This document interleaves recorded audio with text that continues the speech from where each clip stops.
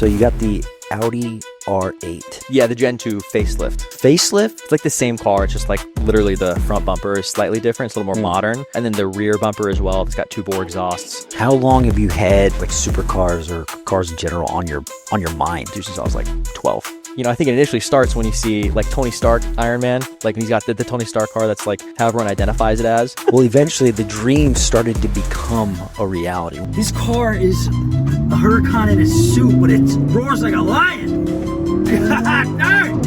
Woo!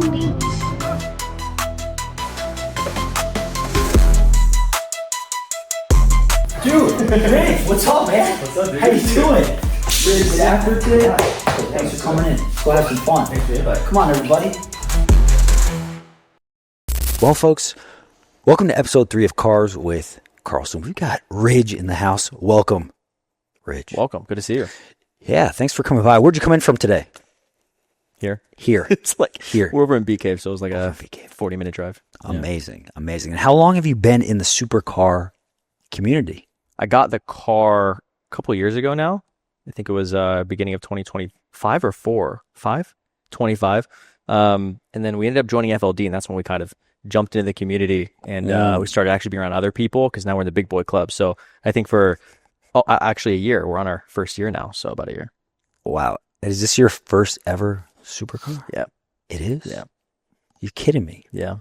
What'd that feel like when you were able to pick that up? Did you get it delivered or did you go pick it up somewhere? No, we were in Boise at the time, and so I ordered it from Arizona. Yeah. Dude, I was searching forever. She was so annoyed because it was like every day, all I did was look at it. But yeah, all I did every day was just like such deep research to figure out which one I wanted to get, and back and forth and different things. I ended up finally figuring out which one I wanted to do, and it was in a McLaren dealership in Scottsdale. So I went back and forth with them, and then I paid them, and they shipped it, and it was the longest time. It was like a week to get here, but it felt like 5 months, right? Yeah. And it finally showed up, but it wasn't as like glorious as I wanted it to be. Like there wasn't like a ray of sunshine on it. It was just in the middle of the night, and it was raining. So he like pulls up, drives the car up to the driveway. It was still really cool though. And so we walk out in the rain, and I just see this thing pull up, and it was weird to think like this is mine, but it was in the rain and it was all wet. So could have been better, but it was cool. At least it wasn't like Justin's, because his got delivered in the mud. Yeah, that's a lot worse. That sucks. So what? We'll take a little rain. Yeah, he literally had to go drive his new McLaren in his garage and hose it off the day he got it delivered because it was all muddy. Yeah, that sucks. No, okay. But it was fantastic. It was a surreal feeling. And then we pulled it in the garage, and I just sat in it, and I was just like, it didn't feel like mine. It still doesn't. I still drive that thing, dude. And it's been a couple years now. And every single time I get in it, I'm just reminded of what it took to get there in the first place. How long have you had like supercars or cars in general on your mind? Dude, since I was like 12.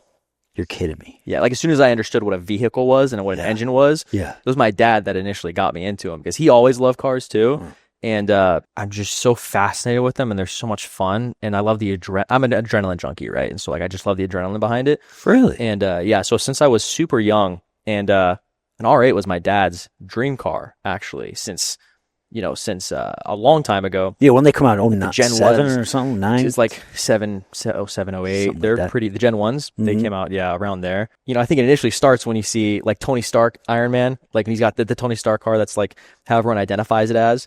The obsession started though when I was really young, and it was always an R8 since the beginning of time. Wow. Yeah, it was like one day. Maybe. You didn't have a poster on your wall, did you? No, I wasn't one of those guys. No. Just Taylor Swift. Okay. Yeah. Okay. Well, eventually the dream started to become a reality. One day you're thinking to yourself, wait a minute, I can do this. And I'm going to do this. What did that look like? Kind of, not really, dude. It like, no? I did it. I did it, and it just showed up one day, and I don't know. Well, there was a day where you're like, I'm going to buy a supercar today. Yeah. It was really weird. Like I felt very weird about it. Like, is this too soon? Like, should I do it? But also, like, it's been so long, and like, this is the perfect time. And I will say, experiencing a supercar when you're in your 20s is like, dude, that's where it's at. Like, I don't want to wait till I'm like 40, 50 years old to be driving this thing. Like, it is a surreal experience to be able to do it while you're young, and it motivates you so much. Obviously, only do it when you can actually comfortably do it, and when you're like, there's a lot of guys I know that are really young, and they'll jump into it really fast, and they're like not in a position to do it yet. But anyway, clout chasing. Yeah, well, that's the other thing too. Like so many guys that get supercars and they're really young. Yeah. It annoys me so much when those guys like know nothing about cars, right? Like they don't know anything about it. They just got it for like the clout, and I'm just like, just irritates me. It kind of taints it. A little bit, Yeah, it sounds like it taints it a little Yeah. bit. Dilutes the atmosphere. Yeah. Yeah, you Takes don't away want from the that. experience. Okay. So you got the Audi R8, but you have the generation 2? The Gen 2 facelift. So it's like the most recent one. The facelift? Yeah. What does that mean? Yeah. It's the Gen 2, but it's like the same car. It's just like literally the front bumper is slightly different. It's a little more modern. And then the rear bumper as well. It's got 2 bore exhausts. Just slight like cosmetic variations, but the car's the same Got it. as the Gen 2. Yeah. And you said you're an adrenaline junkie. Let's tap into that a little bit here, because you could have gotten a golf course membership. You could have gone out there with the boys on a Sunday eating some hot dogs at the golf course, but you said no. Is that what people I do? want to go. Yeah, At the golf they're course? actually no. They're sausage wraps. That's what they have. What golf course? Dude, like every golf course in Texas, they have a tortilla, and then they put a sausage in it, and there's no sauce at all. It's just tortilla and sausage, and they sell it for $2.50 at a golf course. It's like a Texas thing? Yeah, Wow. yeah. That's cool. So you said no to that life. You want adrenaline. What other kind of things do you do that get you fired up? I feel like I'm kind of tamed a little bit now. Like I just work all the time, but it's like a different kind of adrenaline. Like it's just stressful every day. But I used to, dude. So I had a sport bike. She's crazier. She used to track her sport bike, and That is crazy. She also is one at heart. But Wow. yeah, I would do that. I'm trying to think now, like what I would do in the past. Would do that. Like I'd love to go off roading. What's the just crazy craziest thing stuff. you did in high school with your buddies that you can remember? To where you're like, oh shoot, that was a little intense. I kind of went Dude, overboard. I got rolled up by the local government actually, and they put. So I stole my dad's Raptor, all right, and I didn't steal it. I took it to pull my buddy out. We're in Ohio. Let me get some background information. did you So I ask live in your dad? Ohio. I don't remember. I don't think. No, I didn't. He Yeah, was out that's of town. called stealing. He was out of town, but like we had this thing where like I asked my mom. She gave me permission. So came down the hierarchy, but it was like it was super late at night. It was like 9 p.m. give or take. And one of my buddies, and we were in high school, one of my buddies had a Jeep, like it was a Wrangler, and he calls me and he's like, dude, I need you to bring the Raptor and pull me out. I'm in a ditch. Because he was spinning donuts and like drifting and freaking climbing up in the middle of the woods, and he gets his Jeep stuck. And so he's like, I need you to come pull me out with the truck. And so I'm like, on it, bro. So I hop in the truck. I'm like, Mom, I got to go save Anthony was his name at the time. I was like, I got to go, not at the time, it's his name, but I was like, I got to go save I was like, he changed his name. Yeah, he did name change. Okay. I was like, I gotta go save Anthony. He's in a ditch. Yeah. And so I grab a rope, one with the ropes, the hook, right? I grab one of those to tie it up to Like the a truck. lasso. Yeah, like I lasso him out. Yeah. And so I get in the truck and I go find this dude, and sure enough, hook him up, pull him out, and there's like 5 of his buddies with him, and everyone starts freaking cheering. It was like I felt like a G, right? Yeah. And so then we get out, and he's like, dude, let me take you to Taco Bell. Let me get you a taco and say thank you. So naturally, I'm like, yeah, fine. Let me go get a taco. So we drive, like convoy down, go to Taco Bell. It's like midnight now. and then one of his buddies, he's in like a Subaru, and he's like, bro, I know a spot we can go do some donuts. And I was like, okay, yeah, cool. Let's go. Yeah. So we went to this. He's like, it's just a parking lot. Don't worry. It's like 4 feet of snow. Not good. Maybe it's like 1.5 feet. It's a lot of snow. He's like, let's go spin some donuts. So we go, and they're all spinning. I didn't know that it was a soccer field. No. Like it was like a school soccer field. You didn't know? No. You didn't see the goalposts? Dude, it was all snow. It just flat. It was just flat. The goalposts were gone. It was just a field. Like they took them out. And so we're spinning donuts. Their lights are off on the cars. And I didn't realize. Mine were on with the brights. So I could see. Yeah. Naturally. Please pull up and lights go off. And I'm like, I was like, what's going on? We're not doing anything. It's just a parking lot. And so I stop and I just wait for them to come. And dude, my buddies that were spinning with me, they take off. No. And so I just sit there and he walks up and anyway, call my mom and call my dad. And my dad's like, take him to jail. He's like, learn his lesson, take his ass to jail. And he's like, sir, I can't do that. And then it's gonna be a felony. And he's like 16. He just got his license. He's like, I don't know if you want me to do that. And he's like, fucking take him to jail. Anyway, they didn't take me to jail, but I went back home And my mom was pissed. So I shoveled our entire driveway, and they had a big house, and it was like a long driveway. So I was up for hours, dude. Anyway, next few days come around, and the local like town government calls me in because the field is ripped to shreds because the Raptor off-road tires just destroyed it. And so they're like, listen, you either got to pay like 30 grand to get this thing fixed, or you're going to have to do community service for like 100+ hours. Yeah. So I did the community service thing. Anyway, that's probably the craziest thing I did. It wasn't really adrenaline fueled. It was just not smart. Oh. But I mean, that's probably the extent of it. You were having a good time with your buddies. Yeah, that's what I thought. And I feel like it's a normal thing to do. Yeah. It was around the basis To of not cars, think at all and just do it. Yeah, that's still how I operate in life. Sounds like a good time, so let's go. Do you remember the first phone call you made when you got your car delivered? How did you celebrate is more my question. How did we celebrate? I don't know. How did we celebrate once I got the car? What did we do? You were in Vegas? That was so sweet. It was before it was when I paid for it. I didn't get it delivered yet. I paid for it. We were in Vegas at the SHOT Show. And we're walking around and I got it, and then we went to like a really nice dinner, and you had to make a cake that said, what did it say on it? Yeah, it had a heart and it had the R8 in the middle. Nice. It was really cute. Yeah. So that's there how you we go. did it. But that was a blast. That was so much fun. Yeah, tracking that car is really fun. It's a good time. That thing is crazy on the track. Is it? Yeah. Yeah, it grips. It's all-wheel drive. It's a Quattro, so nice. It just grips so well. They did do a rear wheel. They had a rear wheel. At one point. Yeah, gated V8. Yeah. They had a V10 too, but this one is the fully automatic paddle shifters V10, naturally aspirated. It's nice. Big boy. Yeah. Whoa. So what does owning a car like this mean to you? And it's usually a spiritual thing. It's not just like, oh, it's a car I drive, whatever, no big deal. It's got some impact on your soul. How would you describe that? It's not about the car. It's about who you become in the process in order to get the car. Like that's ultimately what it is, right? Like it's the measure of who a man has to become in order to get that. Because like it doesn't happen by accident or by working really hard at like a 9 to 5. Like you have to take massive risk. You have to get your shit kicked in, right? You have to be abused, taken advantage of, like just do things that most humans, most people, most men don't even think about doing, nor are they brave enough, I guess, to do it. Not that like I am, but at the end of the day, it's a reminder. Like every single day, I still to this day, I'll just go out in the garage and just look at it because it'll get you amped, right? If you got down days, if you're stressed out, if you're like, I don't know, if your morale is depleted, all you gotta do is go for a drive and you'll be good. So and then you naturally aspirated medicine. Boom. Yeah. Boom. Yep. So how would you describe yourself now in this current evolution of life? And then where ultimately would you say you're going when it comes to your character? I know where I'm going to go here in the next few years, but it changes so quick. And your long-term goals, I think, are constantly adapting. Do you ask in terms of my character? Where do I see that going? Yeah. Yeah. What are you most proud of in what you're working on? What are you looking forward to becoming next? Or more of? Well, it's about the next. people. So it's about like the people and the clients that we help and the team that we have. Mm-hmm.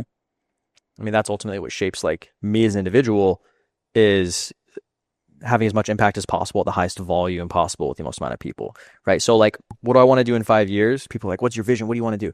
It's really simple, like significantly more volume of what we are currently doing, because the impact we're making on like our guys, our students, and the team that we have, I just want more of that, right? Because that's the coolest thing in the world. And having a car is fun. I thought for the longest time, I was like, once I get that car, then I'll be happy. Like, then I'll be good. It's not true, by the way, just so you know. No, it's once I get the car, I'll be happier. So it doesn't provide happiness, but it's a blast. It's definitely really fun. Sure. I think people glorify them a lot more than we should. They're really like an absolute pleasure to have, but it just makes the journey a little bit more fun. Which is what we're here to do. Yeah. If you're not having fun, what are you doing? That's what I'm saying. Yeah. Yeah, I don't know why. Like people all the time when they're like, dude, like don't spend it, save it, like invest, build for retirement. I'm like, dude, what's the point in making money if you're not going to enjoy it, especially when you're young? And if you're able to grind now, like why not do both? You know what I mean? Mm-hmm. You can have your cake and eat it too. I think so. No one ever said you can't. Yeah. Well, some people say you can't, but yeah, but those people aren't yeah doing fun stuff. Yeah. They're saving. I'm sorry. What's your car? What's the dream car you want to get? You told Yeah, me I'm gonna get before. the Aston Martin Vantage. Yeah. Man. When? Yeah. This year, it's on my vision board. How long have you been in business?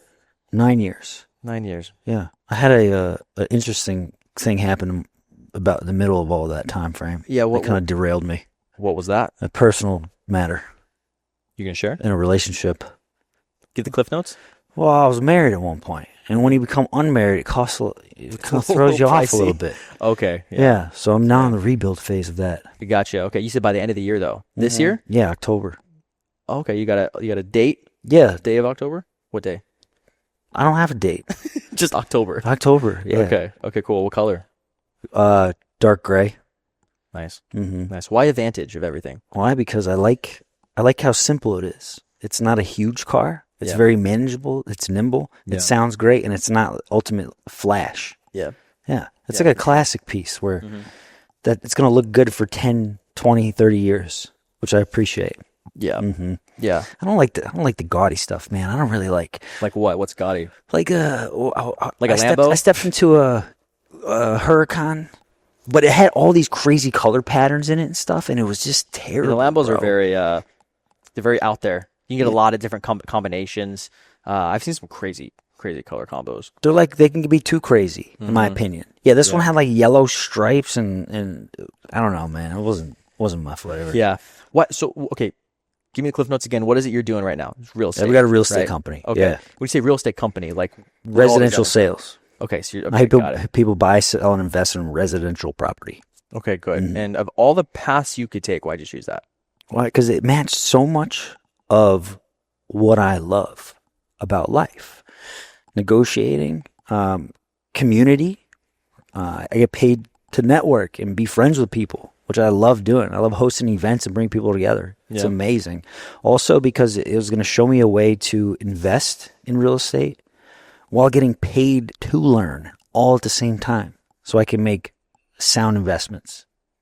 I thought it was just like a win in so many aspects. And that's what you've been doing for the past 9 years. 9 years. Right? Yeah. Okay, so how important is it, would you say, to focus on doing one thing really well and do it as long as you can without getting shiny object syndrome and doing It's other so important. Why is it so hard for other people? Why? Do people all the time? I have like all my friends, they're constantly jumping between different verticals, different industries, different business models they want to try.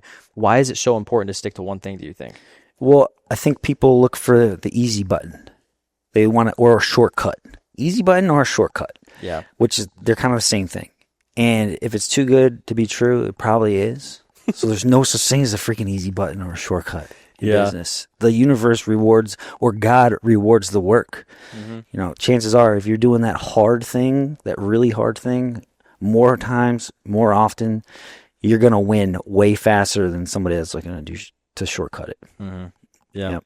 Discipline will set you free, am I right? So what does that even mean, though? We get to get granular. What does discipline mean? How do I apply discipline in my practice? It's doing the very boring, repetitive shit day after day Yeah. as long as you can for a long enough time horizon before it actually starts to finally pay off. Yeah. Right?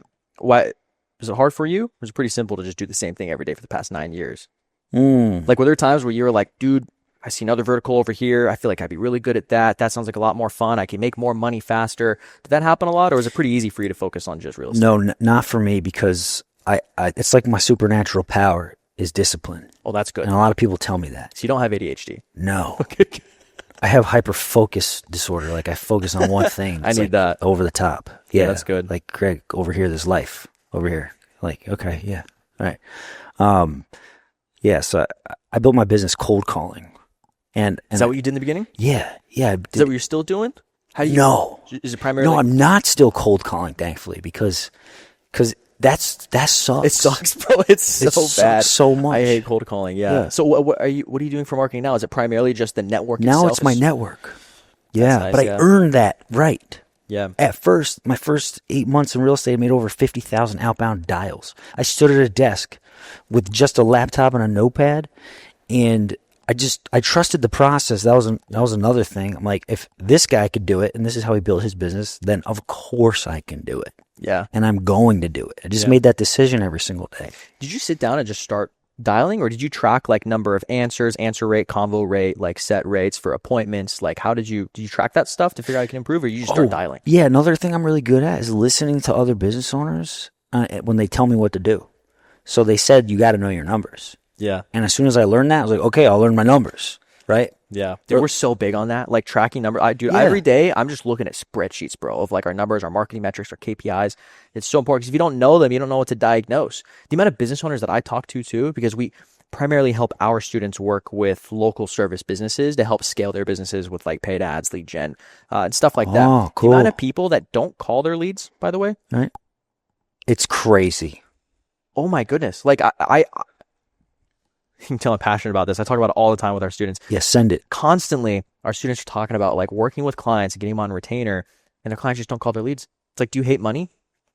Like, pick up the phone, right? Yeah. So you did 50,000 dials. Is that what you said? Yeah, in 8 months. Wow. How was that for your morale? Because I'm sure Dude, it probably was not fun. I hated it. I was like, this is what I signed up for. I can't believe this is what being a real estate agent's like.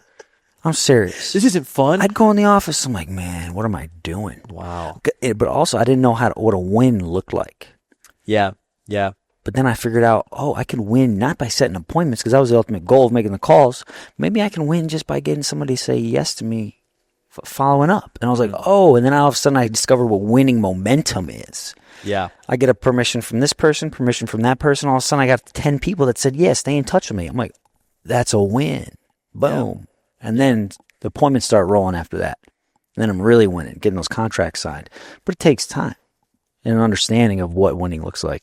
How long did it take for you to just do the really boring and morale depleting shit, like dialing, before you finally started to like see the fruits of your labor? 2 years. That's nuts. They said hockey stick growth happens in real estate. Yeah, it's true. I was like, what's hockey? Oh, like flat and then boom, take off. Yeah. Yeah, I hear that a lot. My first year I did 1 sale. The next year I did 12.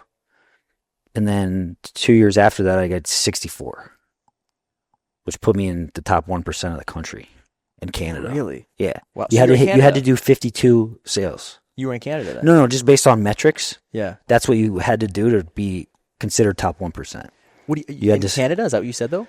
In the United States and Canada. Oh, both. Okay, got it. Yeah, but I only sell here. Yeah, sure. Okay. It's like all. What's your service area? You just in Austin area, all the central Texas? Anywhere within an hour and a half of Austin. Okay. Yeah. Yeah. I like to put on miles. That's another thing I really like about real estate, because I get to go like sell a ranch outside of San Antonio, a waterfront property on Lake Travis. Like, it's super cool, and people's stories are amazing. Yeah, and you're driving all the time, huh? Yeah. You gotta have a cool car when you're doing that. I know, dude. I know. I gotta get that Aston Martin in October 15th. What do you drive right now? A Tesla Model Y Performance. I was gonna say you probably. It's a very practical car, but it's also very fast, and I appreciate. Oh yeah, it. the model. What'd you say? Model Y Performance. Y Performance. Yeah, those things are quick. I got my golf clubs in there because Tammy and I started golfing. I got my fishing poles in there. I got disc golf clubs in there. We're ready to rock and roll, dude. Yeah, 24/7. Probably don't have enough space in a Vantage when that time comes. No. So we gotta talk about your biz. It's very important we talk about your biz, man. Why do you do what you do? So it's you're familiar with the concept of ikigai, right? Like the Japanese concept of like a fulfilling life. Oh. So, okay, there's 4 quadrants, right? Up here, you got what the world needs from you, what the world can benefit from. Mm-hmm. Down here, it's what you can get paid for, what you're good at. And then what's the 4th one? It's what the world needs, what people will pay you for, what you're good at, and what you love, what you're genuinely passionate about, right? Because there's a lot of people like I know I knew a motivational speaker once, and he was like, "Man, I'm gonna speak on stages, and I'm gonna be huge one day." Homie was not good. he was very woo woo, like feel good, like nothing would stick. And I couldn't tell this guy, like he was a nice guy, but if you look at the quadrants of ikigai of what you should focus on, he was passionate about it, but he wasn't good at it. Which, as a byproduct, the world probably won't pay him to do, and the world probably doesn't really need it. Right? So you got to be able to fill all 4. And so when I ask myself the question of why am I doing this right now? Well, I'm pretty fucking good at it. Just because we have like the case studies and results to back it up. So it's like, okay, well, if I've got the proof to show that I'm good at what I do, then I'm probably good at it. I got a lot to learn though, by all means. 2, I'm genuinely passionate about it to the point where I'd say it a lot in like my YouTube videos, a couple of them where I talk more about my story. Like there have been plenty of times, especially in the beginning stage of building, where I would curl up in the fetal position and just sob because of how fucking brutal it was, dude. Like, and how What made it stressful. brutal? And what made it like that? Yeah, because it's on a laptop, right? It's the stress of people, money primarily, like not being able to get traction to make money, losing and blowing money on paid ads that weren't working in the very beginning, having clients be upset because I didn't have the right processes, I didn't have the right team or systems in place in the beginning, flying blinds, also toxic relationships stacked on top of that, right? Like just life, but also just what you typically go through inevitably building a business in the beginning stages, and then sticking through it, right? And I think so many people, well, I'll put a pin in that in a second, but I'm passionate about it. Like that's like the biggest thing, right? I found that I genuinely, in spite of how stressful shit would feel, I'd still wake up every day with a fire under my ass. Like I just love doing this because the wins that I get for the students outweighed everything else. I made it all worth it, right? And so like if you're going to do something, it should be stressful. It should make you sob at times. It should make you live in stress constantly, because I think that's something worth doing. And I think if you're not, and you're kind of chilling and you get complacent, you're not growing. You're not growing. Yeah. So I'm good at it. I genuinely love it. The world pays me for it. Make a good amount of money, right? Like there's product market need there, product market fit. And then it's what the world needs, because there's way too many people that were where I once was, that have a lot of talent, but because they don't have the business acumen, they're not able to fulfill for enough volume of people, because they simply don't know how to get in front of more people and to provide them value in a way where they can help more businesses, right? So to be clear, we coach videographers, teach them how to build businesses, like proper agencies. So you take someone who's good with the camera, they know how to like make a cool video, but then we teach them, how do you run paid ads? How do you productize an offer that actually is going to deliver an ROI for your clients? How do you target the right people? How do you then deliver videos for them that's going to make them a return on their investment, bring them more clients, and make them more money, right? So we're training people to build skill sets that are going to allow them to help other businesses local within their region, to then help those businesses sell more people, provide value for those people, make more money, provide for their teams, provide for their families, etc. There's this massive spiderweb trickle effect, which really dials in back to my like the passion aspect of it, where I just get fired up every time, because every day in like our Slack channels, people are posting wins of their clients making money, of them closing more deals, retiring their wives, like being able to provide for their kids. That's where it's at, man. So the reason I'm doing this is because all 4 quadrants are filled up, and it's all I want to do. And it sounds like, I noticed you said the word impact a few times. How important is creating an impact as opposed to profit? Because you have impact, you have profit. Which comes first? Impact over profit. Which comes first? Impact? You got it. I know a lot of people that are really good at sales but sell shit products. So they can make a lot of money up front, but then it'll die off, right? People don't talk about it. They're not going to retain people long term. It has no longevity, right? And you need to have both. You need to have a good product, right? And you need to have enough impact that it's worth people paying a lot of money for. And you also need to be good at marketing. I know a lot of people that, because like impact and profit, they go hand in hand, right? Like I know a lot of people that are just focused on impact, but not able to make money. And listen, if you're genuinely happy with that, by all means, go crush it. But if you want to make money, you need to figure out how to be able to build both in tandem. So you got to know, how do I make this a profitable entity, not say yes to all these things and never say no and allow people to take advantage of me and over deliver for everyone, right? Because if you do that, you're going to stay stuck in a hamster wheel. And sure, you'll have impact, hopefully, but you're not going to have any profit. Impact needs to come first, though, right? Because I found that when I started focusing more on other people and less about me, the profit came. I think that's going to be the case with most people. Like Zig Ziglar said, help as many people get what they want, you'll eventually get what you want. Yeah, I think it's true. Yeah. You heard of that guy? Zig Ziglar, I know the name. You know the name? Yeah. He's one of those business mentor guys. What did he do? What was his business? He would talk in front of people. Okay. And give a bunch of knowledge bombs all day long. Principles. He's a motivational speaker kind of guy. Gotcha. Who do you go to for wisdom? My dad. Yeah. Yeah. The only reason I'm where I'm at today is because of him. Where's he at now? Up in Michigan. Michigan. Yeah. We kind of went like this. I mean, I grew up in Ohio, moved to Vegas, helped him with the family business out there for about a year. And then when I kind of turned into a big boy and then I went off to do my own thing, we just kind of bounced around. And now he's going to live and die over in Michigan, retire out there. And he's found his like their long-term home. They say retire, like he's probably not. He should here soon. He needs to, but he's probably gonna keep working for a minute. But yeah, he's up there right now. So he's actually gonna come down for the. There's a 10 event up in Dallas. He's coming down next week for it. So next week, yeah. What day? What day is it? The 1st. Yeah. The 1st, is that a Saturday or a Sunday? No, Sunday? No, it's in the middle of the week. Yeah. It's in the middle of the week? Yeah. Because this episode's dropping Wednesday. We're going live on Wednesday. Okay, cool. We want to send this copy to you, and we want your dad to listen to this segment. If there's some message that you want to share with your pop, what would you want him to hear you say on Father's Day today? Oh, yeah, it's Father's Day. Mm-hmm. Fucking do this every time, bro. I get so sad when I talk to so many guys that don't have good relationship with their father. Do you have a good relationship with yours? Mm-hmm. That's good. Not only a good relationship with them, but also someone that you look at as a mentor that you know will always guide you in the right direction, that also has credibility in what they're teaching in business and life, right?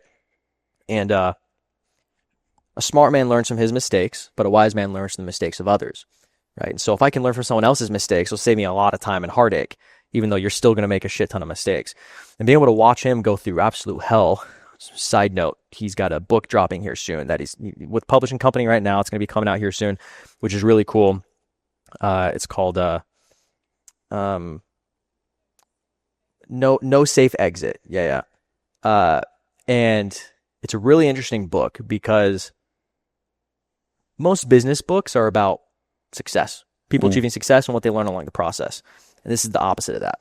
It's about building something really, really big that had insane impact, and then everything tanked, and the hell that he went through along the process and who he became in the process. And ultimately what matters at the very end of the day, right? When you're stripped of everything, what really matters at its core, right? Peace, relationships with the people that you ultimately care about, and impact. Super cool that your dad's dropping a book. And I got to ask you a question. What really matters when you are stripped away with everything? I have a one-word answer for that, and I'm curious to hear what you think. My answer is character. Because if you don't have character, nobody's going to help you. Yeah. Because you can't get out of it by yourself. You're going to need help, right? Mm-hmm. Yeah. And that's really good. So I think there's like what matters to be able to build back again, but then there's just like what matters in life in general, right? Like at the end of the day, I'm still in like the grind build mode. I'm still like really young. So like I haven't experienced yet what ultimately matters. I can just gauge it off of other people that have gone through it and can actually tell me like, hey, by the way, this is what really matters. But I haven't actually gone through that yet. Inevitably I will. But the person he is now and everything that he went through, something that he teaches me and that he consistently brings to me is like continue working, continue grinding, but you cannot forget to find peace. If you do not have peace, you're going to be living in hell. Like you're going to, and I don't know exactly what that means still. I don't really know what it means to have that or to experience that. Peace? Yeah. Yeah. Like, because I think people interpret that different ways, but there's that. And then there's, impact at the end of the day, because technically on paper, like the business that he built, technically some people would view it as like it failed because COVID hit, long story short, in Vegas. Huge, it was like number 3 on TripAdvisor, massive like entertainment venue. They were on the news. They had a mini documentary built around it. Like it was a crazy experience. It was called Apocalypse Vegas. And when COVID hit, the governor shut everything down. All the businesses, they were shut down, and he couldn't operate. And he had over 6 figures a month in overhead to sustain, and payroll and rent and all these different things. And so he was forced after a few months to shut it down because they had no idea when it was going to come back, and he couldn't continue floating it. So he had to shut it down because of freaking COVID, right? And liquidate it. Everything that was in there, just like tear everything down in this big warehouse. Unfortunately, get rid of a bunch of employees, and that really like messed with him for a while. And it was like 5 years of just brutality building that thing. And he talked about how he was a Ranger. He went through Ranger school, and then he was also in Delta. He's in the book Kill Bin Laden, actually. So he was part of the team that was like a kilometer from him before they were able to get to him, and then Team 6 came in later on. But he they got the creds for it. But he mentions multiple times in the book and towards the beginning when he transitions into when he left the military to go into business, how if he would have known the hell that he would go through building that business for the next 5 years, if he was able to somehow know that beforehand, he would have rather gone through Delta selection back to back before ever going through that experience, which is crazy to hear. Yeah. And so anyway, I think I'm going off a tangent at this point. What was your initial question? Oh, what ultimately matters, right? Yeah. And what you want to say to your dad? Oh yeah, that one.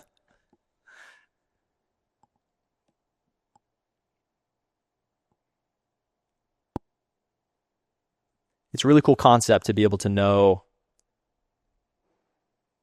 and when I do think about this, it gets me really excited to like have a son one day too, because to know that you're able to have a son and then raise them to a certain caliber and then be able to watch them build something, I can only imagine is like, has to be probably one of the most fulfilling things.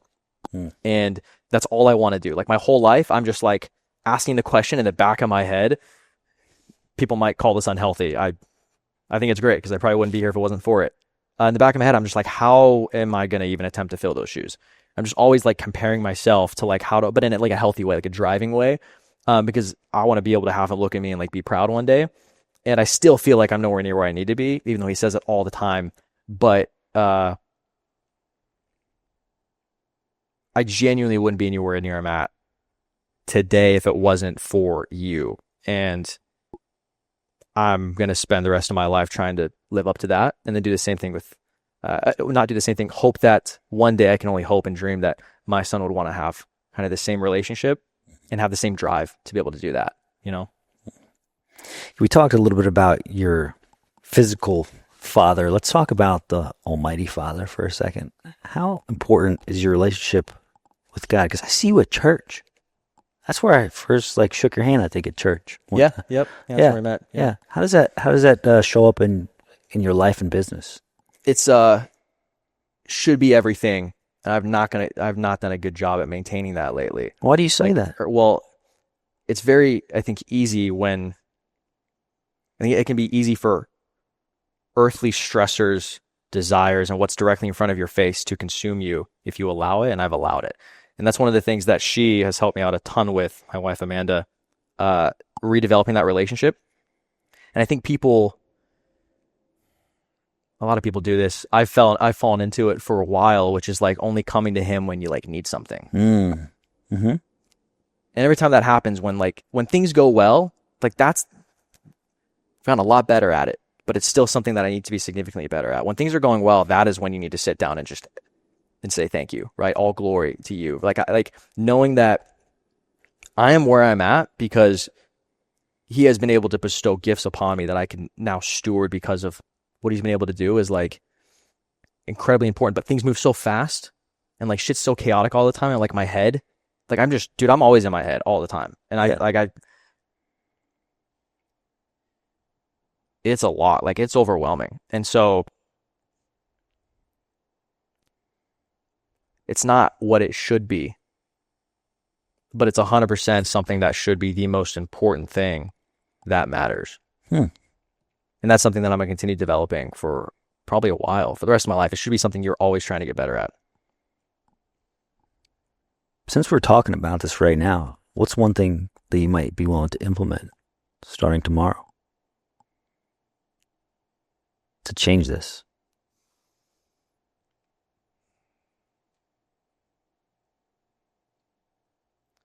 Daily prayer needs to be a thing. Very simple thing. And people talk about it all the time. They do. Right? It's like, they dude, do just like pray every talk day. about it all the time.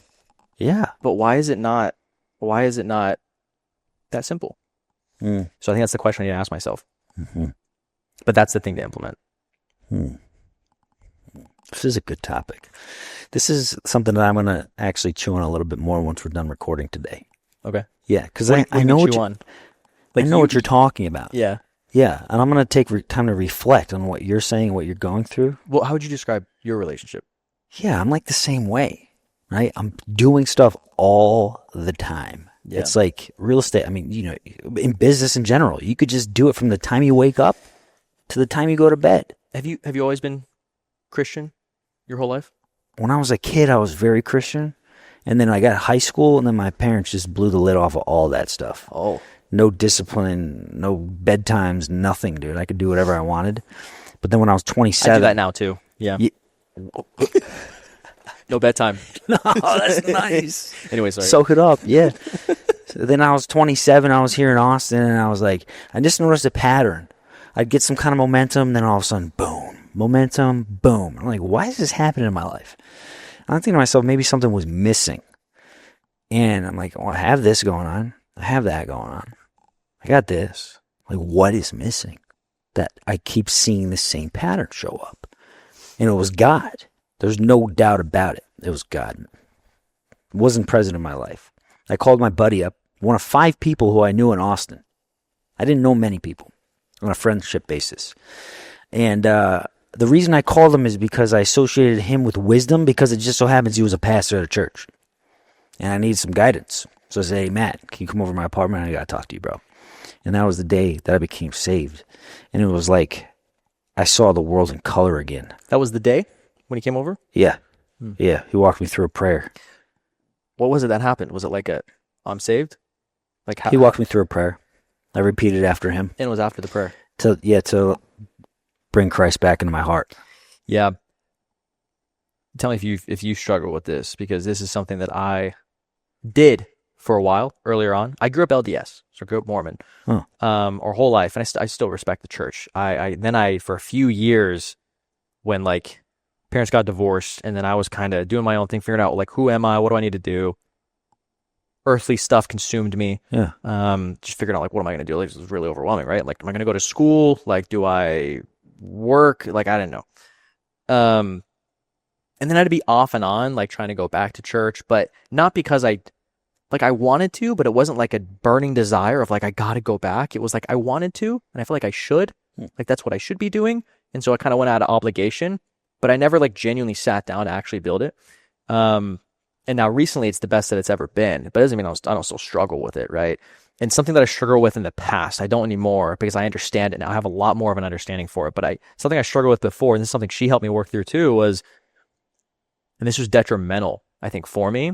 And I was severely limited because now business and who I am as a husband and as a person, and my trajectory for growth has gone like that. Versus before, it was like growing a little bit, but it was like stagnating, right? And that is the concept that I am where I'm at because of me. Instead of I'm where I'm at because of what I implemented through him. And like, the concept, like when you give glory to God, it's like passing it off to him and knowing that I'm doing the best I can to steward what you've given me, but I cannot do it without you by my side that's the thing that I had a hard time with in the beginning, and I couldn't really understand it. And again, it's still something I'm getting better at, but man, every time, like recently over the past year and a half-ish, where I would just have such immense like wins because she was there by my side for the few times. Like we have quick wins here and there pretty consistently, but there were a few times where it was overwhelming of just how just deep in gratitude I was in life. And when your initial and immediate reaction when that happens is to just like fall on your knees and be like thank you, like I'm going to continue doing the best that I can to make sure I'm doing your work, is I didn't do that before. Before, and I'd have wins, I'd be like, I'm awesome. Yeah, fair. Wow. And you're able to do significantly more when you don't operate that way. Yeah, I find it interesting. The School of Greatness, the guy that walks around interviewing people. Yeah. When'd you become a billionaire? Mm-hmm. Yeah, like 9 out of 10 times. The School of Hard Knocks. School of Hard. That's what it is. Not greatness. That's Lewis Howe's thing. My bad. Yeah, he's like, do you believe in God? 9 out of 10 times, they say yes. Yeah. Yeah. Mm-hmm. There's something there. So let's both make an initiative to change that part, because I think. What are you going to do? Yeah, what am I going to do? I do a Bible study in the morning. Do you? Yeah. Every morning? No, it's not consistent. Yeah. I do it and I like it, and I aim to be consistent. But man, I don't know. It's just so easily overlooked. I noticed that. And it's like, am I really putting God in front? Am I? The answer is no, I'm not, because I'm busy. I'm working. Yeah. Yeah. So that's a microscopic shift that I get to implement, to add that to my discipline. Just like brushing my teeth, man. I think at a minimum prayer every day, but intentional. Intentional prayer. Mm-hmm. Like I'm saying this out loud too, because like, I think we're on the same page. Yeah. Yeah, absolutely. All right. Well, you heard it here first, folks. Hey, let's go have some fun and nerd out on some cars, shall we? Yeah, is it time? Yeah, it's time. Let's go.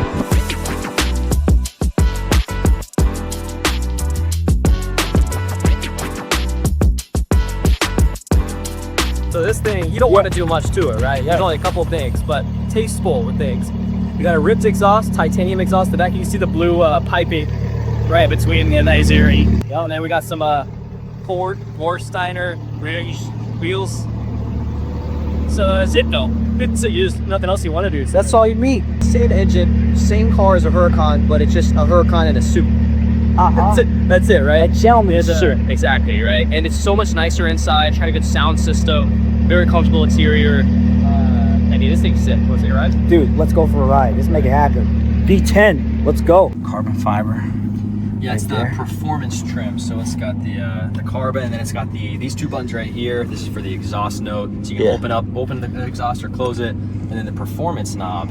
So you tap this, and then it just opens everything up, turns off the traction control, and then you can change it to wet, dry, or snow in performance mode. This is where it just freaking rips, bro. It's crazy. Is the exhaust open or closed right now? Oh, it's open. It's open. Yeah. In performance mode, it's only manual. Okay. It sounded amazing. Oh, I'm sure. Yeah. Oh, wow. This is nice. Where we want to go. I love this car. So how many horsepower does this car have? 620, I believe. 620. And it's got this amazing exhaust pop. Dude, yeah, it sounds so nice. Wow. And then you got the digital gauge cluster, which is very nice. So it's super. I love how minimal it is. So it's the Quattros, it's the all-wheel drive. Yup. And it's got like a couple knobs right here, and then That's you got clean. it's like the pilot's dash. It is very driver centric. It very much, yeah. And then it's got CarPlay too, so you can see all that right here. It's solid. But then you can change the view, so you can change it like whatever you want. This is kind of like the digital gauge cluster. Oh, here we go.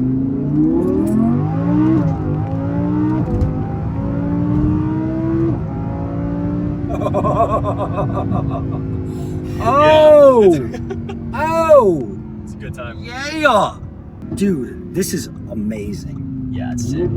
God, that downshift. It's so It's aggressive, isn't it? Yeah! You feel the wheels spinning when it takes off. Yes. Crazy. This car is a Huracan in a suit, but it roars like a lion. God darn! Woo! Oh! So would you change anything at all to this car? No, that's why I love it. Would you put a button somewhere else? No? No, dude, it's beautiful. I love the shifter here. I don't like the cars where it's like buttons you press to go and drive and reverse. Like I want like a shifter. Real shifter. So I love that. Yeah. And then just got like a little key holder. It's super nice. Everything's very like, the user interface is really nice. It's like Apple. It is like Right? an It's Apple. like not a Samsung, or it's like not a freaking McLaren. What I love about these cars too is the freaking engine is so reliable. The V10, the natural aspirated V10 back there is just like, this thing could go for well over like 100, 150 miles, and it's still fine. 150,000? Oh yeah. Yeah, gotcha. Oh man. Oh yeah. Oh. Ooh. Dude, that just gets you so pumped. Dude, I know. Oh my God. You gotta admit, worth the hard work. Worth the hard Absolutely, work, bro. dude. Yeah. I mean, come on. What color is this? Is it, what do they call this? Do you know? Mythos black. Mythos black. Very cool. Oh, stops. And It stops hard. Oh, dude, the carbon ceramics these things can stop on a dime.